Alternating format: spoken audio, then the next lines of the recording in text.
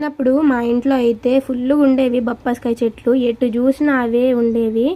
అప్పుడు వీటిని అంత లెక్క చేయలేదులే, కానీ ఇప్పుడైతే వీటికి ఫుల్ డిమాండ్ ఉందబ్బా మార్కెట్లో. ఈ కాయ వచ్చేసి 70 రూపాయలంట. ఇంకా నేనైతే తీసుకున్నాను. తీసుకున్న తర్వాత కట్ చేద్దామా అనుకుంటే కొంచెం పచ్చిగా ఉన్నట్టు అనిపించింది. ఎందుకులే, మా ఆయన వచ్చేదాకుండి, మా ఆయన కట్ చేయమంటే కట్ చేస్తానన్నట్టు మా ఆయన వచ్చేదాకుండి, చక్కగా మా ఆయన వచ్చాక ఏం కాదులే కట్ చేయి, మంచిగానే ఉంటుంది అనేసి అని అన్నారు. ఇంకా ఆయన మాట ఎందుకు కాదనాలనేసి కట్ చేశాను.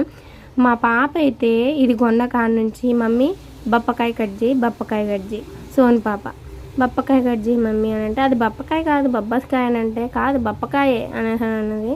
కట్ చేసిన వెంటనే ఉరుక్కొచ్చింది. ఇంకా మమ్మీ నాకు ఇవా మమ్మీ ముక్క అనేసి తీసుకుందనమాట. కాయ అయితే చాలా బాగుంది. లోపల కొంచెం బాగా పండుగ కాదు, అలాగే పచ్చిగా కాదు, మంచిగా యావరేజ్గా ఉంది. రేపు పొద్దుటికైతే కాయ మంచిగా పండేది. మీకు బొప్పాస్కాయ అంటే ఇష్టమా? కామెంట్ చేయండి. నచ్చితే లైక్ చేయండి.